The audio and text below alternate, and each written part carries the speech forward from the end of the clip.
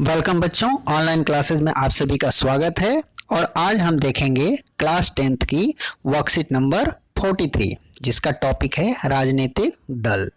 बच्चों, यह आपके सामाजिक विज्ञान की पुस्तक यानी राजनीतिक विज्ञान के पाठ से लिया गया है और इसे आप वर्कशीट करने के साथ साथ किताब में इस पाठ को भी अच्छी तरह से पढ़ें ताकि इस चीज़ को अच्छी तरह से समझ सकें। बच्चों, राजनीतिक दल यानी पॉलिटिकल पार्टीज के बारे में आप सभी जानते हैं और सभी लोग परिचित हैं।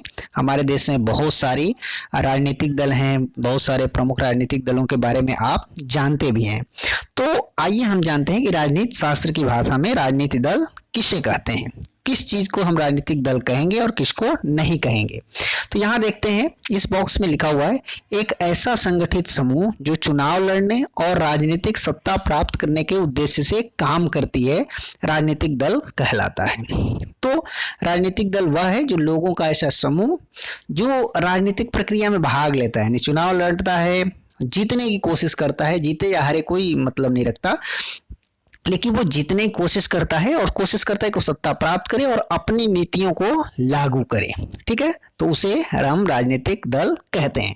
राजनीतिक दल के तीन प्रमुख घटक होते हैं, हिस्से होते हैं। एक होता है नेता, जो बड़े नेता होते हैं, एक सक्रिय नेता और अनुयायी या समर्थक। नेता मतलब जिन नेताओं के बारे में हम जानते हैं जब सरकार बनती है तो यही लीडर सरकार में शामिल होते हैं। सक्रिय नेता में छोटे नेता और कार्यकर्ता शामिल होते हैं, जिसे हम कार्यकर्ता भी कहते हैं, जो पार्टी के इनरोल्ड होते हैं, पार्टी में रजिस्टर्ड होते हैं और वो पार्टी के लिए काम करते हैं। और अनुयायी या समर्थक जो उनको सपोर्ट करते हैं। तो ये तीन लोग राजनीतिक दलों के प्रमुख अंग होते हैं। अब आइए देखते हैं राजनीतिक दलों के कार्य। यहाँ देखेंगे इस बॉक्स में ऐसे राजनीतिक दलों के कार्य के बारे में लिखा हुआ है। सबसे पहला काम चुनाव लड़ना, सरकार बनाना व चलाना। चुनाव लड़ते हैं वो और चुनाव में अगर जीत गए तो सरकार बनाते हैं और सरकार चलाते हैं। अगर चुनाव में हार गए तो विपक्ष की भूमिका निभाते हैं। विपक्ष की भूमिका क्या होती है कि सरकार की जो नीतियां हैं, अगर उनको लगता है कि ये नीतियां गलत हैं तो उनको वो जनता तक पहुंचाते हैं, जनता में समझाते हैं कि ये नीतियां गलत है, यानी उसका विरोध करते हैं। ठीक है, तो वो विपक्ष की भूमिका निभाते हैं, यानी सरकार की कमियों को उजागर करते हैं। और चौथा है कानून बनाने में महत्वपूर्ण भूमिका अदा करना। कानून बनाना हालांकि संसद का काम है या विधायिका का काम है, लेकिन चूंकि पार्टियों के सदस्य ही उसमें होते हैं, इसलिए पार्टियों की जो विचारधारा होती है वो प्रमुख रूप से कानून बनाने में काम आती है।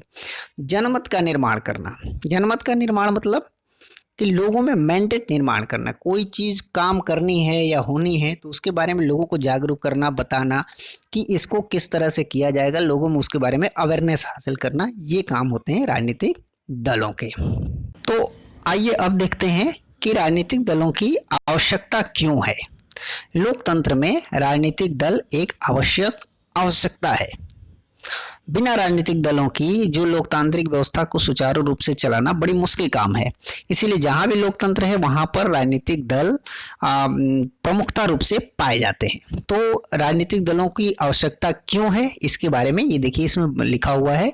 जैसे सबसे पहला है प्रतिनिधित्व पर आधारित लोकतांत्रिक व्यवस्था के लिए आवश्यक। क्योंकि सरकार बनाने के लिए जनता द्वारा प्रतिनिधि चुना जाना है, तो प्रतिनिधि चुने जाने के लिए एक विचारधारा के रूप में संगठित जो लोग हैं वो उनके लिए आवश्यक है कि लोग अपने विचारधारा को जनता तक रखें। जनता अगर उसे पसंद करती है तो उन्हें प्रतिनिधि रूप में चुने।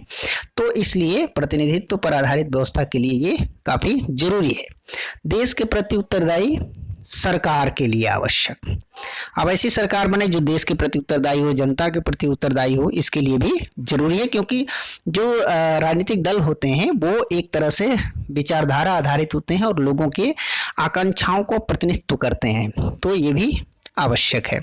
सरकार की नीतियों पर अंकुश लगाने के लिए अगर वो पार्टी चुनाव में नहीं जीत पाई या वो सरकार में नहीं है तो वो सरकार की नीतियों पर कंट्रोल करती है विभिन्न माध्यमों से, विरोध प्रदर्शन, धरना प्रदर्शन या जनता में उसके मैंडेट उठाना, मीडिया में उसका विरोध करना। ऐसा करके वो सरकार की जो अगर नीतियां जो उन्हें लगता है कि ये जनमत पर आधारित नहीं है तो उनका भी वो विरोध करते हैं, उन पर अंकुश लगाती है, नियंत्रण करती है।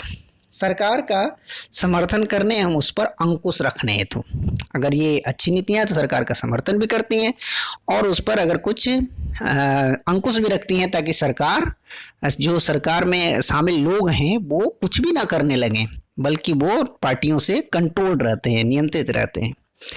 जब समाज बड़े और जटिल हो जाते हैं तब उन्हें विभिन्न मुद्दों पर अलग अलग विचारों को समेटने और सरकार की नज़र में लाने के लिए राजनीतिक दलों की जरूरत पड़ती है। जैसे मान लो हमारा देश बहुत ही विविधता वाला देश है, तो हर एरिया का जो अपने मुद्दे हैं वो बहुत सारे मुद्दे अलग अलग हैं। तो इसीलिए हमारे देश में देखिएगा कि बहुदलीय व्यवस्था भी अपनाई गई है, ताकि लोग अपने दल के माध्यम से संगठित होकर के अपने क्षेत्रीय आकांक्षाओं को भी उजागर कर सके, सरकारों के सामने ला सकें, ताकि सरकार उनकी तरफ भी ध्यान दे सके और उसका भी काम कर सके, उनकी समस्याओं को भी एक्नॉलेज कर सके और उनकी समस्याओं को दूर कर सके। ठीक है, तो इसलिए जो जितना ही विविधतापूर्ण देश हैं वहाँ पर राजनीतिक दलों की काफ़ी आवश्यकता होती है। इसीलिए आप देखेंगे कि जितने भी विश्व के लोकतांत्रिक देश हैं वहाँ पर राजनीतिक दलों प्रमुखता रूप से काम कर रहे हैं। तो आइए, उम्मीद है आपको ये वर्कशीट समझ में आ रही होगी। तो आइए चलते हैं प्रश्न उत्तर सेक्शन की तरफ और देखते हैं प्रश्नों को।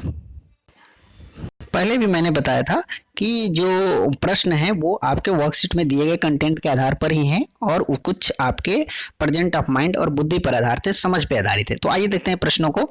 जैसे पहला प्रश्न है, हमारे देश में राजनीतिक दलों की जरूरत क्यों है? तो इस पर हम लोग चर्चा भी कर चुके हैं और इसे आप यहाँ पर देख भी सकते हैं कि हमारे देश में राजनीतिक दलों के निम्नलिखित कारणों से जरूरत है।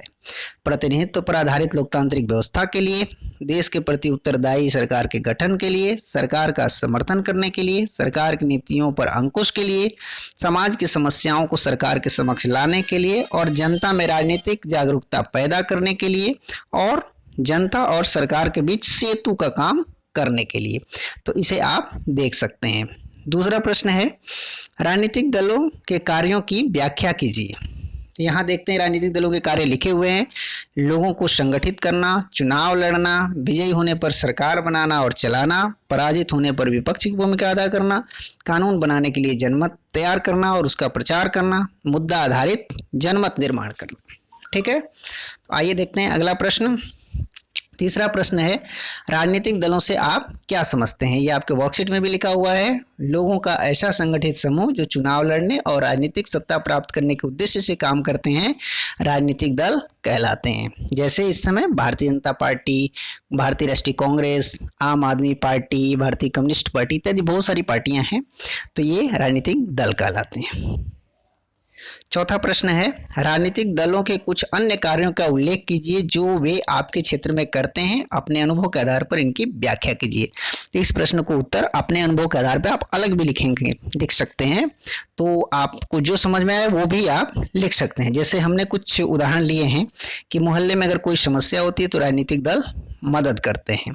मोहल्ले में पानी नहीं आने पर स्थानीय कार्यकर्ताओं से संपर्क करने पर वो टैंकर मंगा देते हैं। अक्सर देखेंगे लोग गली में, मोहल्ले में छोटी मोटी समस्याएं होती है तो जो पार्टी से संबंधित लोग होते हैं वो आते हैं और वो मदद करना चाहते हैं ताकि उन्हें चुनाव में उसका लाभ मिल सके।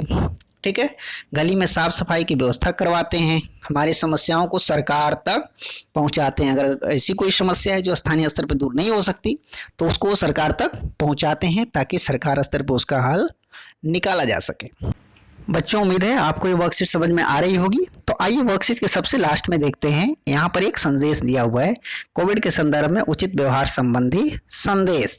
ये संदेश है, अपने हाथ नियमित रूप से साबुन एवं पानी से धोएं।